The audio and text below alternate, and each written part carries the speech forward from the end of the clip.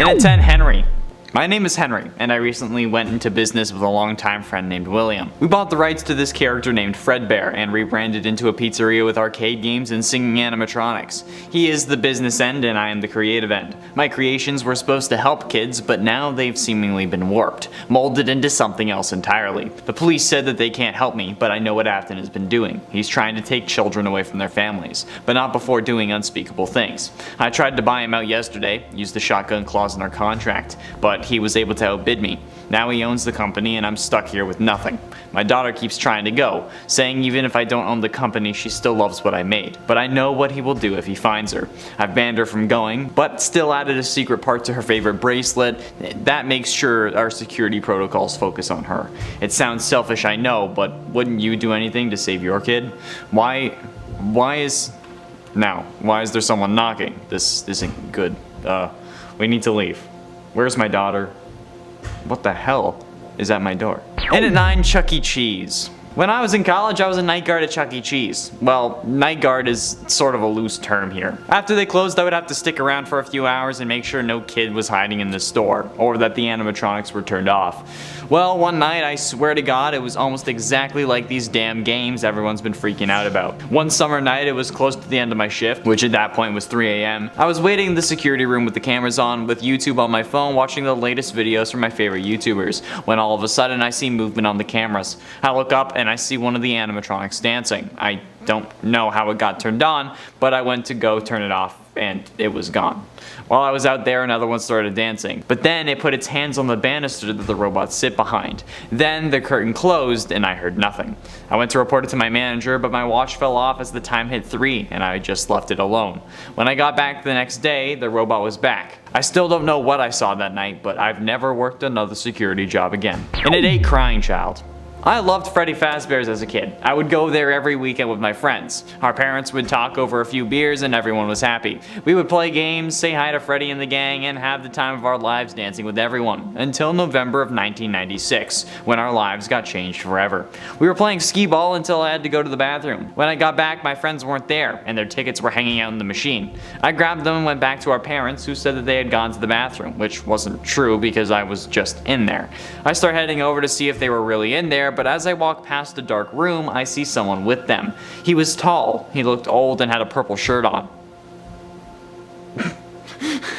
Awkward. He put a head on one of them and then turned around and saw me. He started towards the door, but then I ran back to my parents. He came out and I pointed at him, saying that he had my friends. My parents just said it was a good time to go and took me home. My friends were never found. Nobody believes me. They say that I was only a kid then, but it's been over 20 years and they never looked where I told them. Idiots. All of them. And at 7, Helpful Foxy. Have you ever thought about Foxy? I mean, he's a fan favorite after all. And look at the animation when he comes into your office. He isn't really attacking you, but instead he looks like he was checking in. Maybe he tried to save someone and got damaged, hence the hook. So instead of spending money on the repairs, they put him behind a curtain so the other animatronics wouldn't attack him.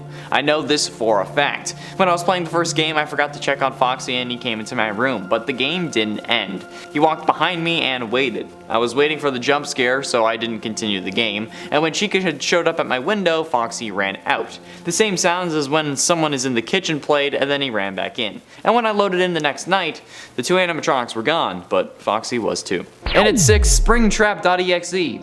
Five Nights at Freddy's 3 just came out. I've been a fan of the series since the beginning, especially after everyone was making theories about the story. I wanted to play 3 when it came out, but I never really had money. I was looking for the game online, but all I could get was links to buy it. And the only links I were finding were to a website called Pirate Bay that was using a separate program. I tried installing the program to get the game and it worked for a while, but instead of being called Five Nights 3, it was called Springtrap. I guess it was to make things sneakier maybe? I loaded the game when it was installed, but this wasn't a Five Nights game. The game only had Springtrap on the menu, and I knew who he was because of all the theories online, and he was staring at me. But his eyes always followed me. Not my cursor, but me. I loaded the game and I was a security guard, but instead of being in the security room, I was in the main door to the place. Text faded onto the screen saying escape, and I heard things fall behind me. I turned around and nothing was there. I tried opening the door, but the door was locked, and I needed to find the key. I went to the first room I saw, and it was a closet. There was nothing in there, but as I turned to leave, Springtrap was standing behind me. He stared at me for what felt like forever before walking out of sight. I exited the room and checked the others, and there was no key at all. As I headed back to the main room, Springtrap was there at the door, standing in front of it with a key around his neck. He takes it off and gives it to me. I open the door, and as I walk out, he says, "I always come back." Then I get pulled back inside, the door slams, and Springtrap starts tearing me to shreds. The game deleted itself off my computer after that, and I haven't looked for it since. It's understandable. Number 5. Perfect match. Funtime Foxy loomed over the body, looking down at it, hands still dripping with blood. Foxy turned off the recording system within, set it to rewind, and then hit replay. The sounds of screaming came from its voice box. Internally, Foxy pushed pause abruptly, and then tested out this newly saved voice for itself. "Hello, it's me, Jim," they said. The voice they spoke with was a perfect match for their victims. Headed for Sound Disc. I finished watching all the theories on FNAF. They were so interesting, and I loved the thought behind the sound discs. See, for the past few nights I've been seeing things. Seeing things like my golden Freddy plushie walking and my stuffed Bonnie jumping on my bed. But ever since seeing that, I'm worried that it will get worse.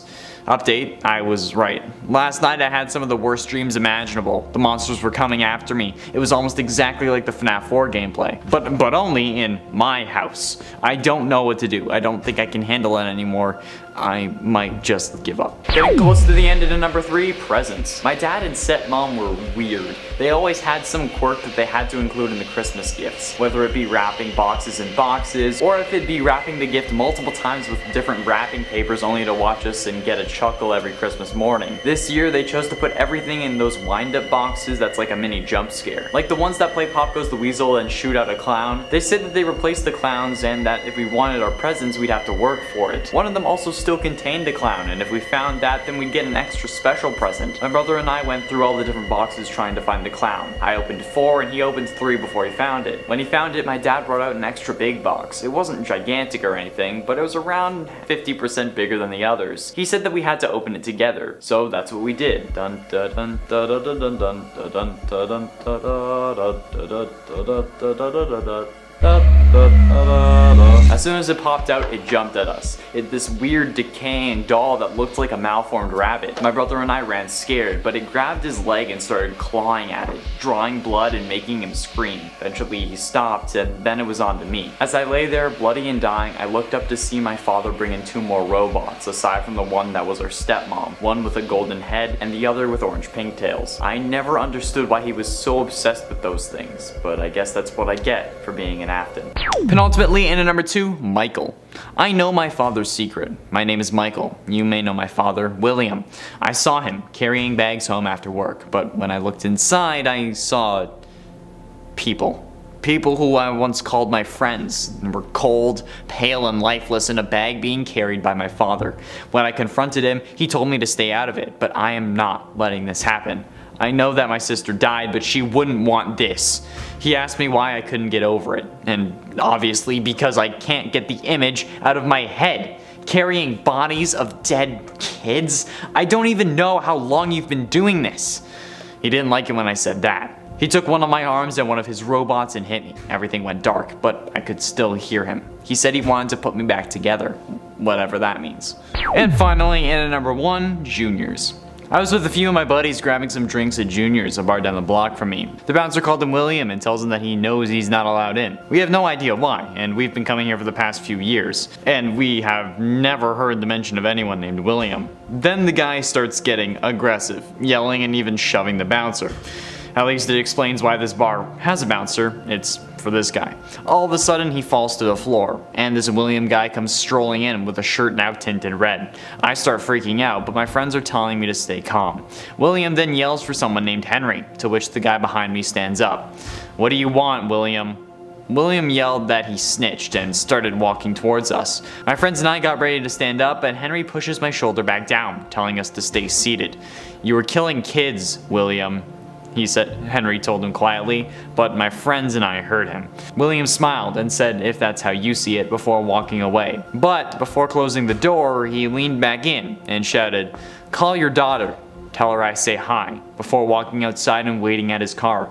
Henry does, and he doesn't get an answer. That's when my friends and I spring into action. We run outside and see a clown standing in front of us. She looks shiny and has orange pigtails and was way taller than any of us. I heard the sound of metal on metal, but then everything went black. In a 10, the Fredbear virus. While refreshing skunkgames.com, I was waiting for a teaser for FNAF 4, but the screen went black. After a while of waiting, I saw something flash on the screen. It looked like a weird Fredbear. After it appeared, my computer got the blue screen of death and I had to shut it down. Then I turned it back on. There were all kinds of numbers flashing by, but I swear I saw Golden Freddy a few times. 5 minutes later, the screen was tinted red, and I started hearing church bells. Distorted church bells. It rang 12 times, and sure enough, it was midnight, but I swear it was like 3:30, 15 seconds ago. Then, it showed my desktop, but the only icon was SC877 Games. Eventually, I clicked it because why not? Well, I'll tell you why not. This is why not, stupid. When it loaded, it was a close-up version of Fredbear's face, and it played the jump scare audio. Text on screen said fredbear_virus.exe has started running, and it kept showing that. After saying that a few times, my computer shut off and wouldn't turn back on. In at 9, why me? I was having a birthday party at one of the most fun places on earth. My parents were finally letting me have my 6th birthday party at Freddy Fazbear's Pizza. When we got there, my friend Brian was already there. I yelled hi and he yelled hi back. After a few minutes, my other friend Jenny showed up. Since it was their first time here, we decided to sneak backstage with my other friends and see Freddy himself. When we did, I ran over and hugged him, and he hugged me back. I asked when Golden Freddy would be out, and he told me a few minutes, but to follow him and we could go get some pizza. He asked what my name was and I told him Noah Blackley. We followed him into the room, but he was gone, and a man in a purple sweater had arrived instead. The last thing I remember is screaming as someone was banging on the locked door, and seeing my friends getting put into some spare suits. A few years later, someone walked in looking for a job as a night guard. Someone on the phone greeted him and asked for his name. He said his name was Frank Blackley. Oh my god, it's him. Dad, it's me. It's me! In an 8+ trap. I am a huge fan of the Five Nights series, the wonderful world building and the rich lore. I love the game so much that I collect Five Nights memorabilia and collectibles. My favorite is an exclusive plush trap stuffy I got from Hot Topic. It's so creepy, but I love it. I have it sitting on a stool in the corner of my room. 4 is my favorite FNAF game, so getting it for Christmas was incredible. I asked my mom where she got it because they were so exclusive and only were out like 2 years ago, but she said she got it from a man selling his late daughter's things because they were too painful to look at. I think I know why she died.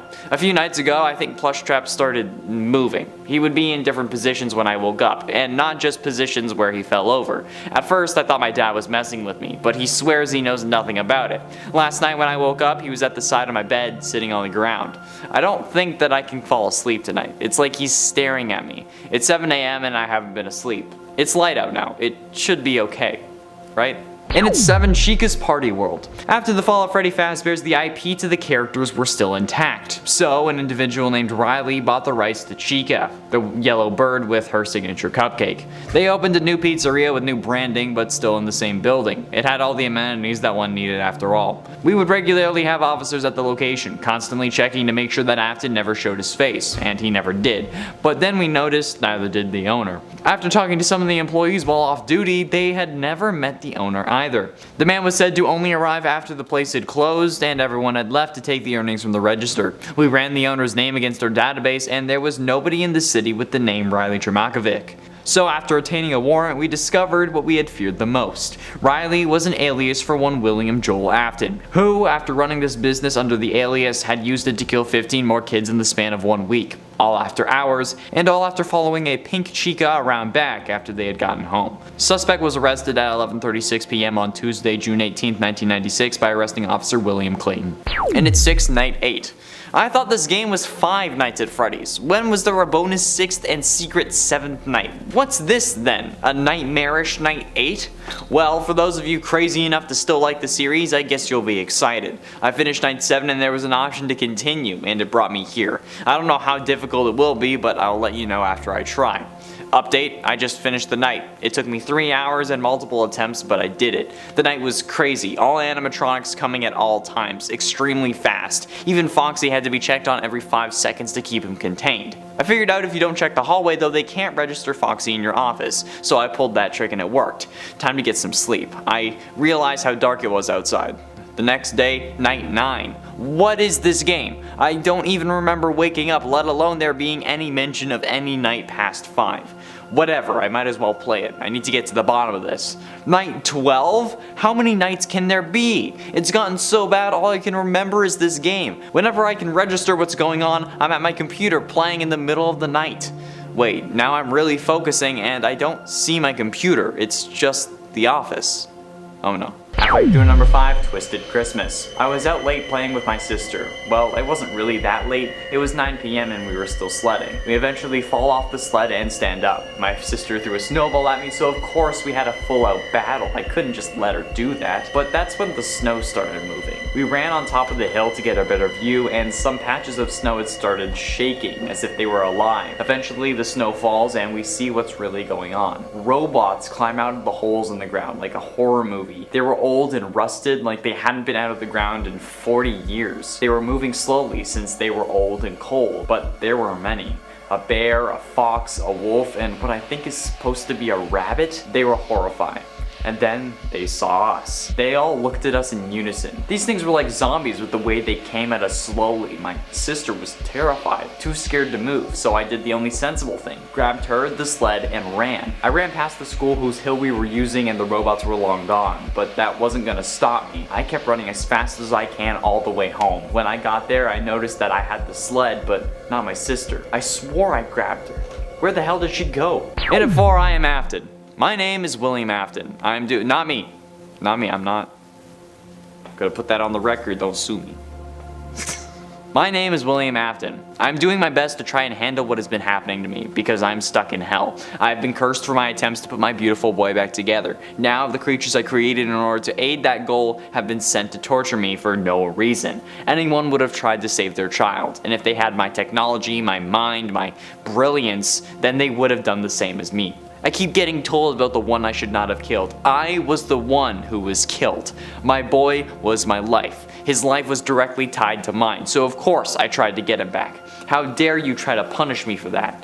Leave me to my demons. Number 3, welcome to the party. I had always wanted to go to Freddy Fazbear's Pizzeria, and now my dreams were finally coming true. It was my birthday, and Freddy's also happened to be celebrating its anniversary on the same day, with an unveiling of a new animatronic. Halfway through my birthday, we made our way to the stage for the unveiling. There was a giant pink sheet under the bright spotlight, and Freddy came on. He swiftly pulled it off to reveal an animatronic that he said was called Funtime Foxy. Everyone say hi to my new friend Funtime Foxy, Freddy chortled. We all smiled and shouted back, "Hi, Funtime Foxy!" But then something went wrong. Funtime Foxy's eyes turned from orange to red, and their face plates moved back to reveal sharp teeth. Everyone screamed and began to run, but I got knocked backwards. By the time I managed to get back up, Funtime Foxy had found their way to me, holding a cake knife in one hand. "Welcome to the party," they said, raising the knife.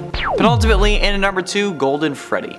I got a Golden Freddy plush my last time at Freddy Fazbear's. My dad and I were working so hard to make enough tickets to do it, and we did. My plushie is my new best friend. I take him everywhere. I take him to bed, to school, to daycare. It's been my only friend for the last few months, but recently things have been getting scary. It started glowing. His eyes have little red lights going on, but I can't be sure why. There also has been a man that I keep seeing. I see him at school, I see him outside daycare, and I see him outside my bedroom window. My dad never believes me. He thinks the big kids are trying to scare me, but I don't know anymore.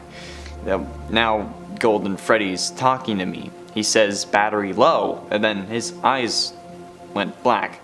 What?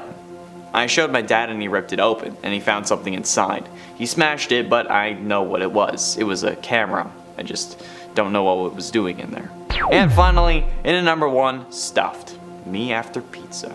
Finally, my parents are bringing me to Freddy Fazbear's with David and Joey. When we got there, Golden Freddy was already out in the dance zone. David, Joey, and I ran over immediately because we love Golden Freddy. He was throwing tickets around for the prize counter and he said that he had more in the back. He went to get them as we collected the remaining ones. When he took a while to come back, the other children went away. But we had just gotten there and he left so soon. So Joey, David, and I went to go find him. We enter one of the rooms and the door closes. We turn around and see Golden Bonnie. Joey loves Golden Bonnie, so he went in for a hug. And he got so excited that after he hugged him, he went into shock and fainted. He must have had ketchup on him because it started pooling around him. Then everything went cold. My mom told me to keep my jacket with me, but then I see David fall over too. And then Bonnie picks him up and the lights go off and I hear metal clanging together. Number 10, Any Price. Taylor had always loved Five Nights at Freddy's. They had all the games, their whole room was decorated in Five Nights at Freddy's merchandise, from their bedspread to their dresser to their slippers. But one thing they were missing was a Funtime Foxy mask. Taylor had searched everywhere online to find one, but the only one he'd ever found got away from him. It was on eBay, and after a bidding war for it, he lost. In his rage, he'd managed to find out who got it and sent them an angry message,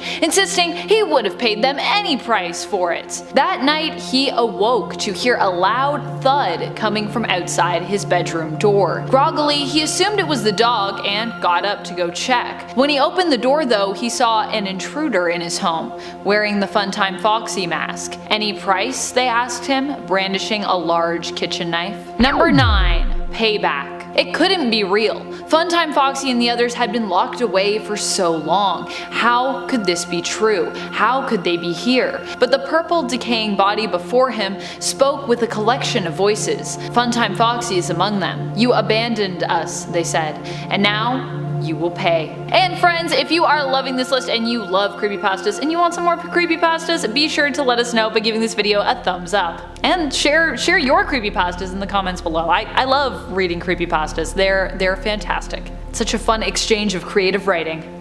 Number 8, Elizabeth's Friends. Elizabeth loved to come to work with her dad. There were always so many fun new friends to meet. There was Funtime Freddy and Ballora, and today he was making someone new. After this new friend was made, he promised to make an animatronic just for her. She played in the metallic halls, each hop as she played with her skip ball reverberating off its walls. She started to sing a little song and was delighted when she heard Ballora's voice from her gallery join in. And then Freddy began to join in as well. From there, she heard a new voice. She continued to sing and followed it to her father's laboratory. There she saw a new friend, a pink and white fox. Meet Funtime Foxy, her father said. As Funtime Foxy blinked its eyes open for the first time, it smiled at her. She smiled back. Then it looked at its surroundings, her father, and its expression changed.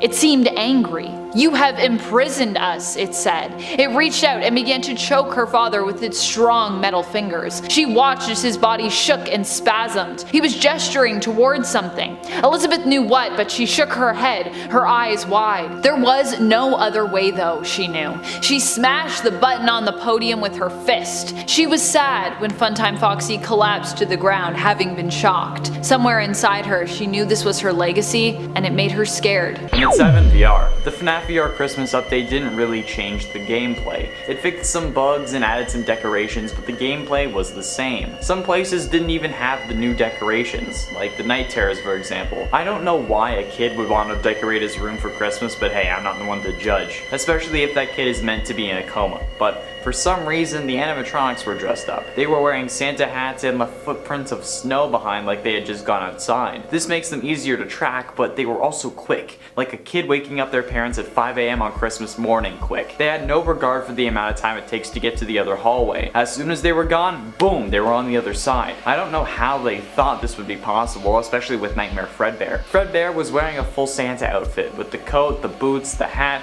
everything. Maybe it was supposed to be comforting, but I was never able to survive until even 2 a.m., let alone 6. Santa Fredbear is now my sleep paralysis demon. Number 6, They're Here. Josh was young when he discovered Five Nights at Freddy's. At first it scared him, but eventually he came to love the franchise, even going so far as to draw his favorite characters. He tended to draw Funtime Foxy a lot, but every time he drew Funtime Foxy, his older sister noticed that it appeared as though the animatronic was getting closer and closer in each picture. One night, his sister came home to find Josh frantically coloring a page of paper light pink with a line down the middle. "Where's Foxy?" she asked Josh, admiring his work. He looked up at her with tired eyes. He didn't say anything, but merely looked down at the page and pointed. "That doesn't look like Funtime Foxy," his sister replied. Josh said one word: close. The lights went out. The room was pitch black. As both Josh and his sister scrambled to get to the lights, Josh reached out and felt a cold, metallic foot. Halfway through into number 5, it's me. I am not Chica, I am not Freddy, I am your worst nightmare, hello, it's me. I am not Foxy, I am not Bonnie, I am coming for you, hello, it's me. The faster you go, the louder I shriek, that's how you know it's me.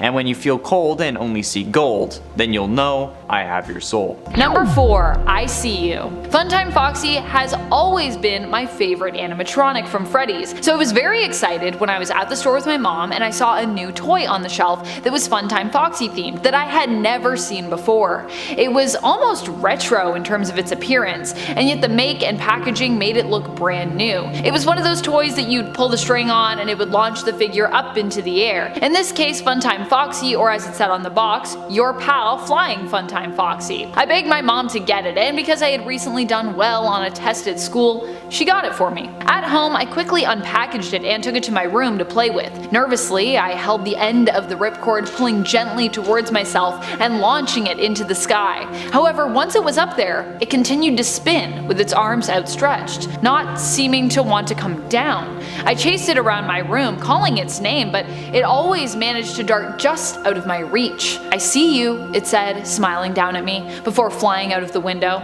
I was sad and confused for a moment, until from the other room, I heard my mom scream. Getting close to the end into number 3, poster. I am an artist, and being a fan of Five Nights, I also make FNAF fan art. One of these pieces is the crying child poster on the walls from the first game, and after hanging it up on my wall, it also seems to be too accurate. After hanging it up, it started changing like the ones in the first game. My parents think I'm just changing it weekly, and honestly I wish I was, because this is terrifying. My parents moved it into my room since I was changing it so often, and now I have a haunted painting sitting next to me while I sleep. Undoubtedly our most vulnerable state. I don't know how to get rid of it. I keep trying to throw it out, but it just shows back up. I guess I just need to handle it, but I don't know if I'll be able to sleep. Number 2, The Daring Escape. I had never been so scared in my life. I couldn't breathe. The sweat dripped from my brow and I peered around the corner. I could just make out a flash of white before I pulled my head back behind the dismantled heap of animatronics. They saw me.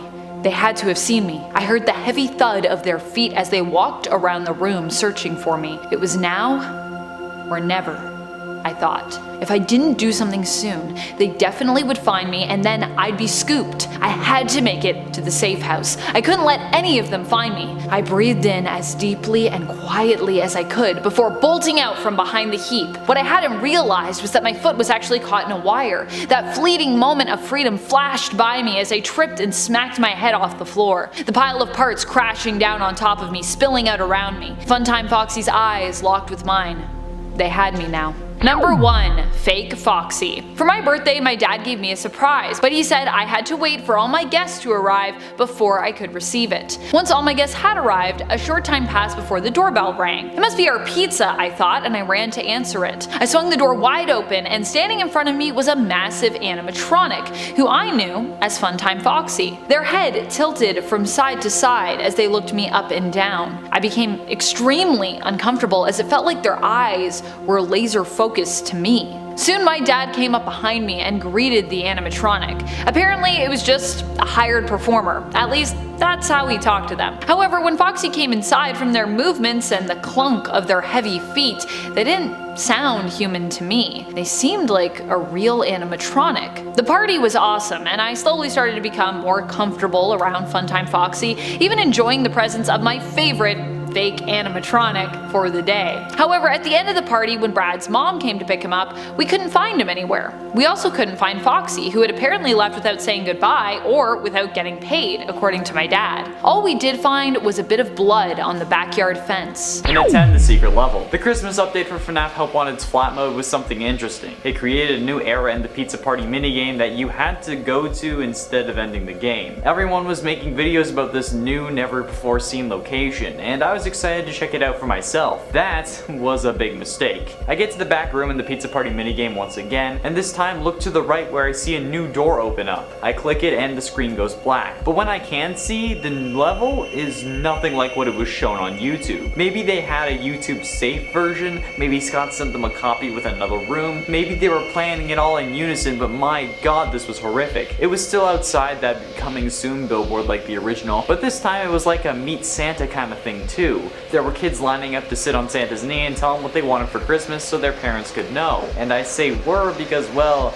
I don't think they're waiting in any lines anymore. The snow was red and soaked in what I can only guess was their children's blood, and the bodies still laying there. 15 kids for the 15 victims of Purple Guy. The Santa was still there. I figured he was dead too, but instead, he removed his beard and somehow it was glitch trap. I don't know how I didn't see it before. It felt like when Harvey Dent doesn't realize it's the Joker until he takes his face mask off. Glitch trap stood up and I quickly turned off my game before he had the chance to add me to his collection. In a 9 tree trimming. I was home after a long day of work. My girlfriend was coming over in a couple hours and my Christmas tree still hadn't been decorated. My girlfriend had already said that she was sick of decorating trees since she did one at her mother's and then one with her father. They had been separated since she was 15, nearly 10 years ago. I've been playing a lot of video games lately to pass the time before going to sleep since she had been so busy, and recently I've been playing Five Nights at Freddy's, an indie game series that really blew up, but I can't see why. It's not scary. At least, I didn't think I was scared. As I started putting my silver and blue ornament balls on the tree, something I plan to sign into conversation later, I thought I saw something standing behind me in the reflection of the blue run. I spun around and there was nobody behind me. I put a silver one up and I think I see something again, but this time I saw it properly. It looks like a giant chicken with arms and legs holding a cupcake? It was looking at me from my closet. I turned around and the door was closed. I went to check inside, but when I opened the door, there was nothing. I checked the reflection and it also had nothing in the closet anymore. I figured I was just hallucinating since I was tired and had been playing that game so much. But then I heard the closet door slam. I called my girlfriend and told her not to come. It's now 5 AM and I just need to wait until the sun comes up. An A+ trap. I love the Five Nights at Freddy series. I've been a fan since the first game and I love the series even more every time a new game comes out. I have them all and I love playing them, especially at night in a dark room on weekends when I don't have school. For Christmas, the only thing I wanted was a plush trap doll, a character from FNAF 4 that really creeped the hell out of me. He was like a smaller version of Springtrap, and there was this Etsy shop that described their dolls as faithful recreations, so I asked my parents for that and only that since it was fairly expensive. Luckily I was able to get the doll as well as a couple other things for Christmas, which was a nice surprise for me. But for the rest of the day I was running around playing with that doll. At the time I didn't realize what a big mistake I had made, but that Etsy shop wasn't lying when they said faithful recreation, although they should have included the whole moving in your sleep thing. He only moved a little the first few nights, slumping over and falling off the chair, but after that it got freaky. He would climb onto the bookshelf or on the top of my dresser, but wherever he was always looking at me when I woke up. Last night he woke up on my bed. He was laying on my other pillow, staring at me. My parents didn't believe me. Joked that that's what the faithful recreation meant, but now I'm terrified. I've painted a red X on the floor, and I hope that I can stop him on it. Number 7. All of Us. Sophie had just graduated school and was looking for a summer job to occupy her and help her pay her living costs during her final summer before setting out to look for something in her field in the fall. As she scoured the wanted ad, she noticed a job looking for a nighttime security guard that appeared to be part of Fazbear Entertainment and involved work in an underground facility where animatronics were held. She immediately got excited and was even prepared to make sure she went and got all the prerequisites needed before applying. However, she was confused but happy to see that there were none. The ad read no experience needed. She was the only applicant apparently, so Sophie ended up being hired. On the first day of her job, nothing much happened.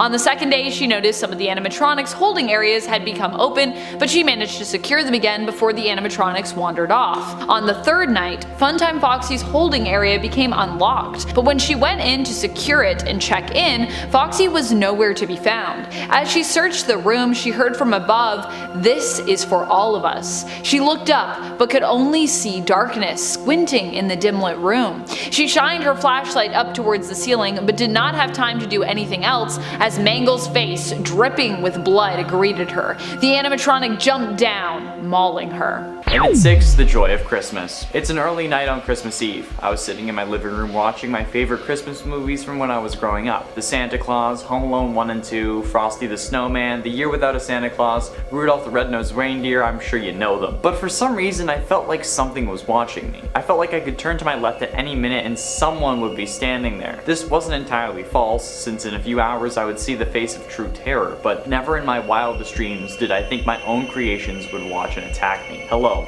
My name is Scott Coffin. You may know me as the creator of the Five Nights at Freddy series, but this isn't an update, this is a goodbye. You see, a few hours after finishing the Santa Claus with my family, they went to bed, eager for Santa to bring them a bountiful harvest of gifts. But as I placed them down under the tree, I looked to my left and see a big purple foot, as clear as day. I knew that foot. It kept me up constantly while I was making the first game. It was meant to be blue, but the lighting made it look weird. Bonnie. I stand and see the others are not too far behind. They look mangled, destroyed, as if they had to climb through hell itself in order to escape the game world. When the other 3 arrive, Bonnie breaks the window and they pile in. They knew this house as well as I did. I guess they were created by me, so it makes sense. I quickly barricade my children's room in a futile attempt to save them from the unhindered wrath of my creation, but I know they're safe.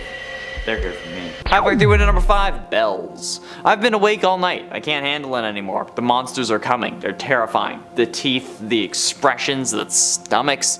The monsters keep coming down the hall. The Foxy keeps appearing from the closet, and the only time I know I'm safe is once those damn bells go off. The grandfather clock in my room. Once it's 6 a.m., the monsters stop. They leave me alone. They go back to whatever corner of hell they came from. I think they're scared of it, and they know. Last night I caught Fred trying to get into the clock. Luckily, as he left, the clock rang and it was 6 again. But tonight, I'm worried. The mania starts. I run to each door, listening for sounds, and to the closet to make sure that the toy stays a toy. And don't even get me started on the bed. No matter what I do, there is always something there. I don't think I hear anything outside, but then crash. I look and the grandfather clock is missing. No, it's not. It's on the ground in pieces. They smashed it. Now I have no bells to protect me.